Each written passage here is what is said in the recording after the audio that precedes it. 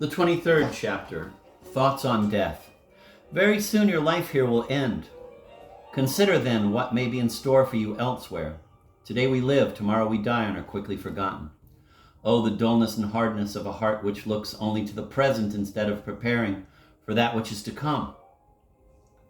Therefore, in every deed and every thought, act as though you were to die this very day. If you had a good conscience, you would not fear death very much. It is better to avoid sin than to fear death. If you are not prepared today, how will you be prepared tomorrow? Tomorrow is an uncertain day. How do you know you will have it tomorrow? What good is it to live a long life when we amend that life so little? Indeed, a long life does not always benefit us, but on the contrary, frequently adds to our guilt. Would that in this world we had lived well throughout one single day. Many count up the years they have spent in religion, but find their lives made little holier. If it is so terrifying to die, it is nevertheless possible that to live longer is more dangerous. Blessed is he who keeps the moment of death ever before his eyes and prepares for it every day. If you have ever seen a man die, remember that you too must go the same way. In the morning consider that you may not live till evening, and when evening comes, do not dare to promise yourself the dawn. Be always ready, therefore, and so live that death will never take you unprepared. Many die suddenly and unexpectedly. For in the unexpected hour, the Son of God will come. When that last moment arrives, you will begin to have a quite different opinion of the life that is now entirely past, and you will regret very much that you were so careless and remiss. How happy and prudent is he who tries now in life to be what he wants to be found in death.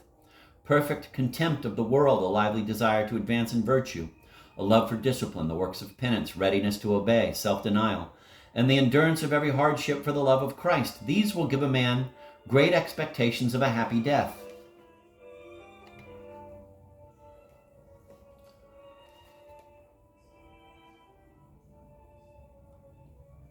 You can do many good works when in good health.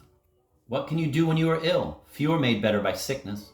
Likewise, they who undertake many pilgrimages seldom become holy. Do not put your trust in friends and relatives, and do not put off the care of your soul till later. For men will forget you more quickly than you think. It is better to provide now in time and send some good account ahead of you than to rely on the help of others. If you do not care for your own welfare now, who will care when you are gone? The present is very precious. These are the days of salvation. Now is the acceptable time. How sad that you do not spend the time in which you might purchase everlasting life in a better way. The time will come when you will want just one day, just 1 hour in which to make amends. And do you know whether you will obtain it? See, then, dearly beloved, the great danger from which you can free yourself and the great fear from which you can be saved, if only you will always be wary and mindful of death. Try to live now in such a manner that at the moment of death you may be glad rather than fearful. Learn to die to the world now, that then you may begin to live with Christ. Learn to spurn all things now, that then you may freely go to him. Chastise your body in penance now, that then you may have the confidence born of certainty. Ah, foolish man, why do you plan to live long when you are not sure of living even a day? How many have been deceived and suddenly snatched away? How often have you heard of persons being killed by drownings, by fatal falls from high places, of persons dying at meals, at play, in fires, by the sword and pestilence, or at the hands of robbers? Death is the end of everyone, and the life of man quickly passes away like a shadow.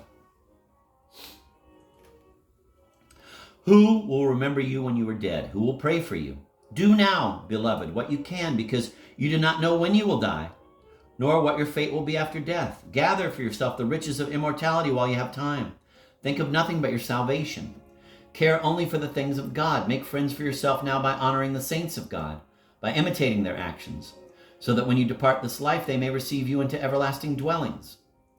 Keep yourself as a stranger here on earth, a pilgrim, whom its affairs do not concern at all. Keep your heart free and raise it up to God, for you have not here a lasting home. To him direct your daily prayers, your sighs and tears, that your soul may merit after death to pass in happiness to the Lord.